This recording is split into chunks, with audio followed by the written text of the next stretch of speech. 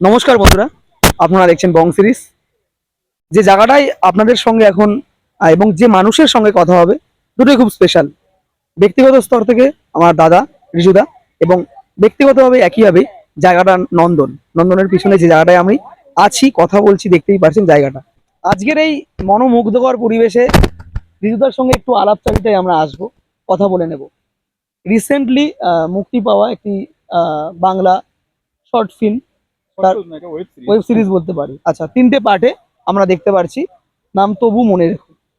তো এই তবু মনে রেখো নিয়ে কি দুটো কথা, এবং তোমারও অভিনয় জগতের এই যে আহ, ধারাবাহিকভাবে কাজ, সেটাও আমরা জেনে নেব। এর আগে একটি প্রজেক্ট নিয়ে আমরা কথা বলেছিলাম, সেটা এই নন্দনেরই অন্য কক্ষে আমরা আলোচনা করেছিলাম। দাদা, প্রথমেই বলি, কেমন আছো? এবং সামনেই বাংলা নববর্ষ, কি প্ল্যান এবং কেমন চলছে তোমার সাংবাদিকতা? আহ, নতুন বছর আসছে। বং সিরিজের সমস্ত দর্শককে আমি এখন থেকেই শুভেচ্ছা জানাচ্ছি। আর একটা কথা বলতে হয় যে শরীরটা কদিন ধরে একটু খুব খারাপ যাচ্ছে, তার কারণ হচ্ছে কাজের চাপ, শুটিং, তার সাথে সাংবাদিকতা দুটো মিলিয়ে একটা চাপ চলছে বলে শরীরটা একটু খারাপ যাচ্ছে। তো এই যে এইভাবেই আপ ডাউনস এর মাধ্যমে জীবন, তো সরাসরি তবু মনের কথা চলে যায়। 3টে পার্টের গল্প, বর্তমান সময়ের সঙ্গে সমসাময়িক বিভিন্ন ঘটনা আমরা দেখতে পারলাম। Part 1, part 2, part 3। প্রথমত আমরা দেখছি যে তোমার যে তুমি যেগুলোতে রোল করো না কেন বা যে সিনেমাতেই তোমার, সেখানে আমরা দেখছি একটা সাবলীল, আমাদের পাড়ার একদম সাধারণ চরিত্রগুলো আমরা দেখতে পাই। তো এই চরিত্রগুলি কি তুমি ডিরেক্টরকে প্রেফার করো, না ডিরেক্টরই তোমাকে প্রেফার করে এগুলো করার জন্য? না, এটার মধ্যে একটা গল্প আছে জানো তো, মানে আমার সঙ্গে ডিরেক্টরের না খুব ভালো একটা বন্ধুত্ব সম্পর্ক এবং দাদাভাই সম্পর্ক, যেটা তোমার সাথে আমার বরাবরই ছিল। তো সেরকমই একটা সম্পর্ক। এবার ব্যাপারটা হয়েছে কি, ডিরেক্টরকে হয়তো কোনো একদিন একটা গল্প শুনিয়েছি যে জানো তো একটা না এরকম ঘটনা ঘটেছে কারো একজনের লাইফ নিয়ে, বা আমার সাথে ঘটেছে, তো একটা গল্প শোনালাম। ডিরেক্টরকে আমি একদিন বললাম যে দাদা, আমার মাথায় একটু চুল নেই, তো সেই জন্য আমার অনেক প্রবলেম হচ্ছে। কি প্রবলেম? না, আমার অনেকে গুরুত্ব দিচ্ছে না, এ দিচ্ছে না। এরকম একদিন গল্প শোনালাম। শোনার পরে একদিন ডিরেক্টর বলছে, এই দাঁড়াও, তোমার এই বিষয়টা নিয়ে একটা গল্প লিখবো। তো তুমি গল্পটা তুমি বললে ভালো লাগলো, তো এই বিষয়টা তুলে ধরবো মানুষের সামনে। তারপর বাকিটা ডিরেক্টর ভাবনা চিন্তা করে তবু মনে রেখো গল্পটা হয়েছে। তুমি হয়তো দেখেছো তবু মনে রেখোতে যে চুল নিয়ে কিন্তু অনেক সমস্যা দেখানো হয়েছে, ওটাই যে শুরুর একটা প্রবলেম ওটাই হিসেবে দেখানো শুরু, হয়েছে। যে একটা ছেলে মাথায় বিভিন্ন ধরনের তেল ইউজ করে কিন্তু তার মাথায় চুল হয় না। একদম আর আমি অরিজিনালিও তাই, বিভিন্ন তেল ইউজ করেছি কিন্তু চুল হয়নি। রিলেটেবল, একদম বাস্তব। বাস্তবটা তুলে ধরা হয়েছে এই গল্পতে। আর আমি তো দেখি আজকের দিনে অনেকেরই এইটা সমস্যা, একটা নিত্যনৈমিত্তিক সমস্যা। তাদের এবার চরিত্রগুলো আসি, চরিত্রগুলোর একটা বিষয় আছে ডিটেলিং এর ক্ষেত্রে। তো যে চরিত্রগুলো একটা একইভাবেই একজন ছেলের কিছু, বা আজকের দিনের যে মধ্যবিত্ত ঘরের যে কিছু করার একটা ইচ্ছে, যে ক্ষেত্রে আবারও ঠিক তোমার সঙ্গেই জড়িত সাংবাদিকতা এবং ইন্টারভিউর আমরা একটা ব্যাপার দেখছি। তো এই যে বাস্তব প্লটগুলোকেই একদম চরিত্রের মধ্যে এই জিনিসগুলো করা, তো এইগুলো কি মনে হয় দাদা, যতদিন ধরে তুমি অভিনয় জগতে রয়েছো, বাস্তব জিনিসগুলো যখন তুমি এই কাজের সঙ্গে যুক্ত, বা এক্স ওয়াই জেড যে কোনো অভিনেতা যখন বাস্তব জিনিসগুলোকে তার কাজে তুলে ধরে, তাহলে ওই আর অভিনয় করাটা কি আরো সহজ হয়ে যায়? দেখো, একটা কথা বলতে চাই আমি। শঙ্কদার সঙ্গে কিন্তু আমার যখন পরিচয় হয়েছিল, তার আগে থেকে কিন্তু মানে আমি যখন নন্দনে আসতাম, এই নন্দনকে কেন্দ্র করে কোনো একটা জায়গা থেকে শঙ্কদার সাথে আমার পরিচয়। এখান থেকেই আমার অভিনয় সুযোগ পাওয়া, এই নন্দন থেকে। এই নন্দন থেকে। হ্যাঁ, নন্দনে খবর করতে আসা থেকে অভিনয়ের সুযোগ পাওয়া। শঙ্কদাকে আমি একটা জিনিস দেখেছি, যে আমার আগে বা আমার পরেও যাদেরকে নিয়ে কাজ করছে, কোথাও গিয়ে ধরো আমাকে নিয়ে অন্য রকম ভাবে ভাবনা চিন্তা করছে, যে বাস্তব কিছু নিয়ে ভাবনা চিন্তা করছে। আর একটা অন্য ছেলে আসছে, তাকে নিয়ে অন্য রকম ভাবে ভাবনা চিন্তা করছে। মানে বিভিন্ন, যাদেরকে মেন চরিত্রে ভাবনা চিন্তা করছে, তাদেরকে দেখা যাচ্ছে যে ধরো আমাকে নিয়ে বাস্তব গল্পগুলো ভাবনা চিন্তা করছে। আবার অন্য একজনকে নিয়ে গল্প যেটা করছে সেটা হচ্ছে একটু ধুমধারাক্কা একটা সিনেমা নিয়ে ভাবনা চিন্তা করছে। মানে যাকে যে চরিত্রে মানায় সেটা নিয়ে। তোমাকে একটা গল্প বলি, কদিন আগে মানে জাস্ট কালকের কথা বলি, আমার একটা ছবি দাদা সাহেব ফালকেতে গেছে, যে ছবিটা মনোনীত হয়েছে। সেই ছবিটাতে আমাকে দেখানো হচ্ছে যে আমি একটা, আমার কেউ নেই, রাস্তায় পড়ে থাকি। তো রাস্তাতে থেকে কোনো একটা মানুষের সঙ্গে গল্প করছি, এবং সেই ছবিটা নন্দনেও বেস্ট শর্ট ফিল্ম হিসেবে পুরস্কার পেয়েছে, এবং বিভিন্ন জায়গা থেকে পুরস্কার পেয়েছে। সেই ছবিটা এখন দাদা সাহেব ফালকেতেও গেছে। তো আমাকে দিয়ে ওই রকম ক্যারেক্টারও করিয়েছে, যে একটা হাফ প্যান্ট আর একটা হাফাতা গেঞ্জি পরে আমি পুরো গল্পটাতে অভিনয় করেছি। দেখা যাচ্ছে যে সেই ছবিটাতে আমার চরিত্রটা একটা দারুণ ইন্টারেস্টিং চরিত্র হয়ে উঠেছে। আবার রিসেন্ট এই কদিন আগে তোমার কি বলবো, চারটে তোমার হচ্ছে কদিন আগে বর্ধমান গেছিলাম। বর্ধমানে গিয়ে যখন শুট করলাম, একটা তৎসৎ বলে একটা কাজ হচ্ছিল। তো তৎসৎ কাজেতে ওখানে আবার দেখানো হচ্ছে যে আমি একটা অঘরীর চরিত্রে ক্যারেক্টারে একটা কাজ করছি। ধুলোবালি মেঘে একটা অঘরীর চরিত্রে কাজ করছি, চিতাভস্ম মেঘে থেকে। এইরকম একটা ব্যাপার। তো সেক্ষেত্রে ডিরেক্টরের ভিশনটা খুব ইম্পর্টেন্ট হয়ে যায়, এবং বিশেষ করে তোমার সঙ্গে ডিরেক্টরের ভিশন যখন কেমিস্ট্রিটা সেই লেভেলে হয়ে যায় তখন কাজ করতে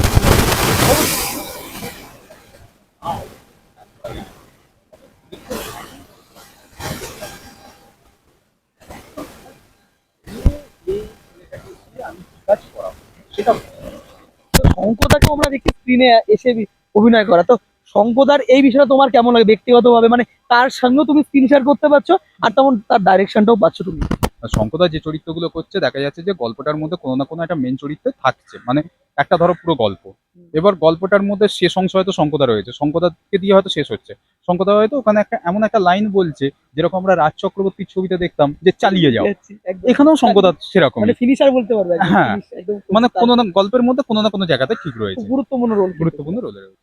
দাদা কলকাতা শহরকে তুলে ধরা হয়েছে, কলকাতার বিভিন্ন দেখতে পাচ্ছি ভেলপুরি মাখা হচ্ছে একদম সুন্দর, আবার বাড়িতে এই যে চা, এই যে এই সমস্ত জিনিসপত্র।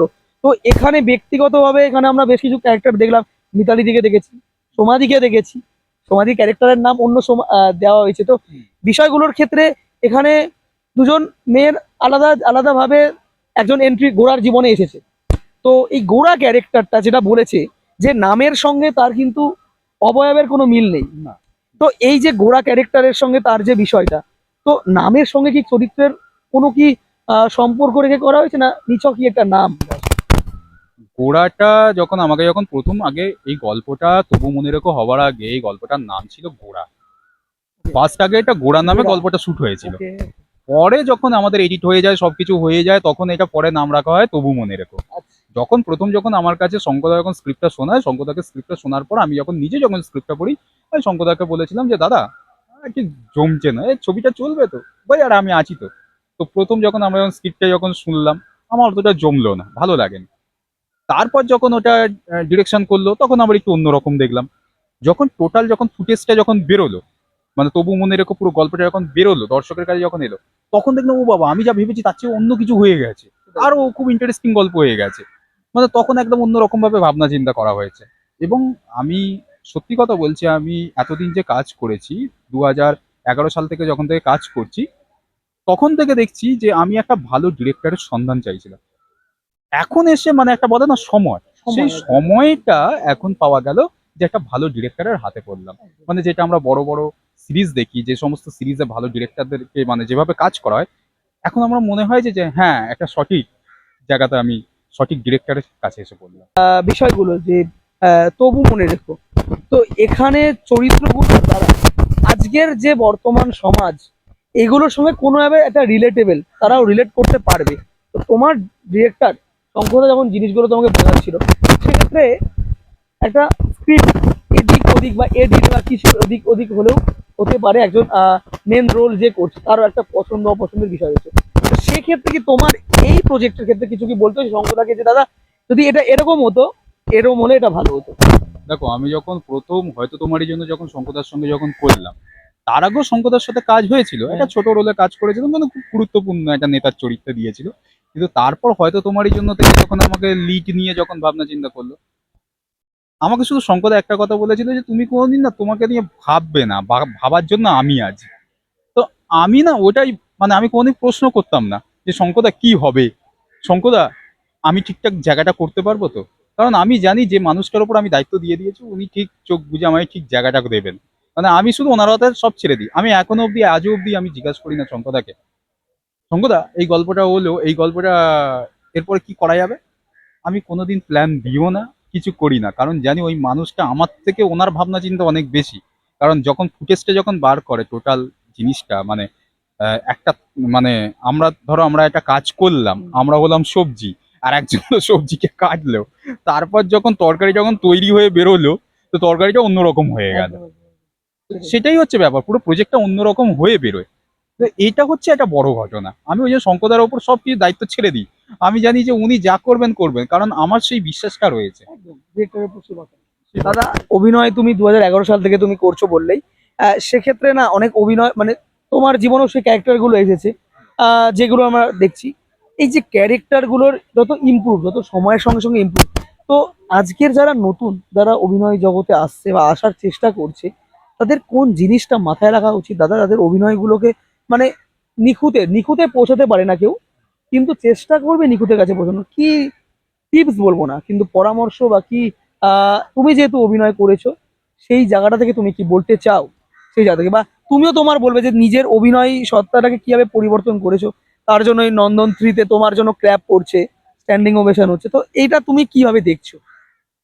যারা নতুন অভিনয় জগতে আসছে তাদেরকে আমি একটাই কথা বলবো, মাটির সঙ্গে মিশে থাকো, অহংকার করো না। আর যে তোমার শিক্ষাগুরু আছে, মানে তোমার যে ডিরেক্টরের কথা শোনো, ডিরেক্টরকে সম্মান করো। আহ, তাহলে রিজুদা, তো আমরা শুনলামই রিজুদা কি বললো, মাটির কাছে থাকতে হবে, তাহলে ওই রোলগুলোই করতে পারা যাবে। তো আরেকটা গুরুত্বপূর্ণ আমার প্রশ্ন, দাদা, হিরো আর অভিনেতা, হ্যাঁ, আর হিরোইন আর অভিনেত্রী, তো দুটো নিয়ে এখন অনেক কিছু কন্ট্রোভার্সি চলে। এখনকার দিনে যে ভালো হিরো, সে ভালো অভিনেতা, এই দুটো খুব কম পাওয়া যায়। উত্তম কুমারের সময় দেখেছি উত্তম কুমার অভিনয় নেতা হিসাবেও একজন দুর্দান্ত লেভেলের ছিল, কিন্তু বর্তমান দিনে আমরা হয়তো দেখতে পারছি এটার দুটোর তারতম্য হচ্ছে না। তুমি কিভাবে দেখছো হিরো আর অভিনেতা, এই দুটো কি কোনোভাবে আজকের দিনে ল্যাক্স হচ্ছে কোনোভাবে? এবং তুমি কোনটাকে দেখতে চাও নিজেকে, অভিনেতা না হিরো? আগে কোনটাকে রাখবে? আমি অভিনয়টা আগে রাখবো, সেটা যে কোনো অভিনয় হতে পারে। মানে আমি চাইবো একটা ভালো চরিত্র। আহ, যেমন ওই যে তোমাকে বললাম, আমি পরপর দুটোতে লিড করলাম, হ্যাঁ, তারপর তোর সাথে যেরকম লিড না হলেও একটা ভালো চরিত্রে অভিনয় করছি, এবং হ্যাঁ, তোমার তৃতীয় পর যেটা দাদা সাহেব ফালকেতে গেছে, সেটাতেও আমি একটা অন্য চরিত্রে অভিনয় করলাম। ওটা কিন্তু, মানে আমি বলছি যে তোমাকে হিরো নয়, ওটা কিন্তু হিরো নয়, মানে আমি মেন ফোকাসটা অভিনয়ের দিকে রেখেছি। হিরো হলেও যেমন অভিনয়টা তোমাকে বলি, আমি একটা যেমন একটা গল্পে কাজ করলাম, সেখানে দেখা যাচ্ছে সবাই বলছে যে এই তোমার অভিনয়টা না খুব দারুণ লেগেছে। আচ্ছা, আমি কাউকে ছোট করছি না, হ্যাঁ, সেখানে দেখলাম যে হিরোর থেকে হয়তো অনেক মানুষ হয়তো আমাকে বলছে ছাপিয়ে তোমার, গেছে, হ্যাঁ, ছাপিয়ে যাওয়া মানে যেটাকে বলে। তোমার একটা সিনই তুমি কাঁপিয়ে দিয়েছো, একদম। মানে এইরকম কথাটা আমাকে শুনতে হচ্ছে। মানে এইটা হচ্ছে সব থেকে বড় পাওয়া। আচ্ছা, তোমার একটা গল্প বলি, এই রিসেন্ট কদিন আগে, আমি বলছি দুদিন আগেকার ঘটনা, আমি মেট্রো করে আসছিলাম। তো আমি না, মেট্রোতে যখন যাই, মানে আমি একদম সেই একটা জায়গায় মানে হেলাম দেওয়ার জায়গাটা খুঁজে নিই, আর এইভাবে হেলাম দিয়ে ঠিক, আমি দাঁড়িয়ে এটা থাকি। স্বাভাবিক। হ্যাঁ, সেম। তো হঠাৎ করে একটা ফ্যামিলি তারা আমাকে বলছে, আরে তুমি অভিনয় করো না তো? অভিনয়, মেট্রোর মধ্যেই? হ্যাঁ, আচ্ছা। বলছে ওই যে ওই গল্পটা তুমি সে অনেকগুলো বইয়ের সঙ্গে মানে বই- বইয়ের কাছে যাচ্ছ, তোমার দুঃখ বলতে যাচ্ছ, সবাই ধরে তোমায় চত্থাপ্পড় মেরে দিচ্ছে। মানে এইরকম আমাকে শুনতে হয়। বুঝে সেই অনেকগুলো বইয়ের সঙ্গে তুমি অভিনয় করছো, মানে সব বউগুলোর কাছে যাচ্ছ, তোমাকে কে ধরে পিটিয়ে দিচ্ছে, একজনের লাস্টে বর ধরে পিটিয়ে দিল। মানে এইরকম শুনতে খুব ভালো লাগে যে হ্যাঁ, মানুষ তো তাহলে চিনতে পারছে। একদম। এই যে সবাই বলে না, এই সিনেমা হল, এই ওই সেই, এই ওটিটি ওই ওটিটি, যদি ছবিটা যদি একটা এমন প্ল্যাটফর্মে আসতে হবে যেখানে মানুষ হট করে তোমাকে দেখতে পাবে, সেটা ইউটিউব বা ফেসবুকের মাধ্যমে সব থেকে বেশি সংখ্যক মানুষ দেখতে পায়। মানে মানে অ্যাক্সেসটা পাবে বেশি হ্যাঁ, দেখা। আজকে সাপোজ মনে করো যে আমি একটা নাম করা একটা ওটিটিতে কাজ করছি, খুব নাম করা ওটিটি, কিন্তু ওই ওটিটিটা টাকা দিয়ে আমাকে দেখতে হবে। হুম, আমি একটা অবশ্যই। কথার কথা বলছি, ধরো টাকা দিয়ে দেখতে হুম, হবে। এবার আমার কাছে ধরো টাকা নেই, হ্যাঁ, বা তোমার কাছে টাকা নেই। এবার তোমাকে যদি বলি আমি এই নামকরা ওটিটিতে আমি এখানে অভিনয় করছি, এবার তুমি তখন ভাবছো যে বাবা, ওটা দেখতে গেলে তো আমাকে আবার টাকা দিয়ে তো ওটিটি ডাউনলোড করতে হবে, মানে অবশ্যই। অনেক কিছু ব্যাপার হয়ে যাবে। এবার তোমার যদি ধরো ইউটিউব বা ফেসবুকে বা এমন কোনো ওটিটি, যে ওটিটিটা হয়তো টাকা দিয়ে দেখতে হবে না, বা এইরকম যদি জায়গায় থাকে, তাহলে তোমার ফট করে মানুষ তোমাকে দেখে ফেলতে পারবে।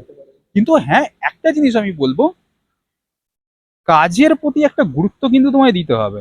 আমি আজকে এই কাজ সেটা করে যেখানে ফেললাম, করি না কেন, যে যেটাই platform। করি না কেন, তোমাকে সব সময় একটা জিনিস গুরুত্ব দিতে হবে যে তুমি কোন প্ল্যাটফর্মটায় কাজ করছো, সেই প্ল্যাটফর্মের মধ্যে কতটা পাবলিক ওখানে অ্যাক্টিভ আছে, এই প্ল্যাটফর্মটা সব থেকে গুরুত্ব দিতে হবে তোমাকে। Okay. আজকে এখানে, কালকে ওখানে, পরশু সেখানে, এইভাবে কাজ করলে হবে না। এমন একটা প্ল্যাটফর্মে কাজ করো যে প্ল্যাটফর্মে মানুষ সবসময় অ্যাক্টিভ থাকে।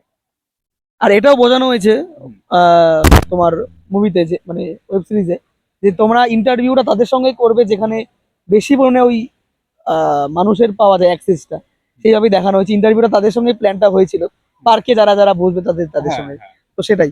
তো হ্যাঁ, তো তাহলে তাহলে তুমি কি বলতে চাও হিরো আর অভিনেতার বিষয়টা, ওটা একটু স্কিপ করে ওটা কি ওটা নিয়ে দেখো তুমি just আমি একটু বলে দাও। আমি হিরো অভিনেতার ব্যাপারে নিয়ে কিছু বলতে চাই না, আমি শুধু একটা কথা সবাইকে বলতে চাই যে অভিনয়টার ওপর একটু গুরুত্ব দাও। তার কারণটা হচ্ছে কি বলতো, আমি একটা জিনিস সবসময় অভিনয়টা দিয়েই ভাবি, আমি হিরো হলাম কি অন্য কোনো অভিনয় করলাম এটার উপরে আমি এগুলো নিয়ে ভাবি না।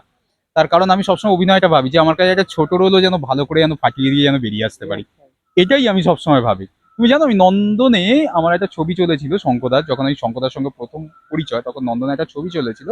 ছবিটার নাম ছিল সম্ভবত মনে হয় উপেক্ষিত। উপেক্ষিততে আমি একটা নেতার রোলে অভিনয় করেছিলাম। তো অনেকে না মানে দেখে না মানে প্রচন্ড হেসেছে, প্রচন্ড হাততালি দিয়েছে, মানে গল্প চলছে, হিরো রয়েছে, সবকিছু রয়েছে, মানে মানে নেতাটাও মানে একটা এমন ব্যাপার যে মজা, চিন্তা করবো না আমি আজই তো, মানে এরকম একটা টোন, মানে এই টোনটা ইউজ করতে হয়েছে। আবার যখন দেখো তুমি যখন আমি যখন গরিব ছেলে রোল করছি তখন দেখা যায় সারাদিন যেন চত্থাপ্পড় খেয়ে রয়েছে। একদম একদম। তোমাকে অভিনয়টা এমন করতে হবে, হিরোটা বড় কথা নয়, বড় কথা হলো অভিনয়টা। আমি প্রত্যেককে বলবো, আজ যেমন তুমি ভাবছো শুধু আমাকে হিরোই হতে হবে এই দিকে না মাথা না দিয়ে তোমায় চিন্তা করো যে আমাকে অভিনয়টা ঠিক করে করতে হবে। দাদা একদম শেষ প্রান্তে আমরা এসে গেছি ইন্টারভিউ আমরা সাক্ষাৎকারের। তবু মনে রেখো নিয়ে কি বলতে চাও দর্শকদের, কোথায় পাবে সার্চ করলে, এবং আহ, এটা নিয়ে দর্শকদের কি বলবে তোমার নতুন কাজ? আমি প্রত্যেকটা দর্শককে একটা কথা বলবো, YouTube channel Riju Roy Howrah, RIJU, Riju space ROYY Roy, আর হাওড়া স্পেলিং আপনারা তো জানেন HOWRAH হাওড়া। রিজু রয় হাওড়া এই ইউটিউব চ্যানেলে আপনারা পেয়ে যাবেন। গল্পটার নাম হচ্ছে তবু মনে রেখো।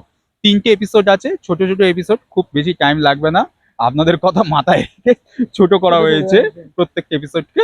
অতএব 3টে এপিসোড আপনারা মজা করে দেখুন, খুব ভালো লাগবে গল্পটা। থ্যাংক ইউ সো মাচ দাদা। আমরা কথা বলে নিলাম রিজুদার সঙ্গে, যে ধরনের কাজ নতুন নতুন নিয়ে আসছে এবং যে বিষয়গুলোর উপর আলোকপাত আমরা করলাম, অভিনেতা না হিরো সেই বিষয়টা, যে দাদা নিজের মতামত তুলে ধরলো।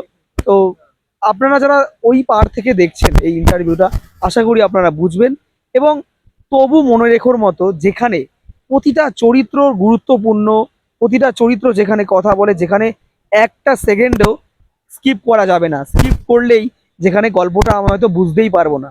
তো সেই গল্পই তবু মনে রেখো, সেই চিন্তা ভাবনা এবং প্রতিটা চরিত্রই আমার আপনার বাড়ির ছেলে মেয়ের মতো, যেটা প্রতিটাই রিলেটেবল।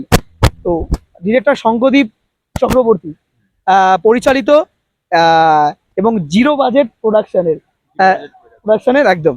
তো জিরো বাজেট নামটা খুব ভালো লাগছে, জিরো বাজেট প্রোডাকশন। ব্যানারে এই ছবিটা শুট হয়েছে।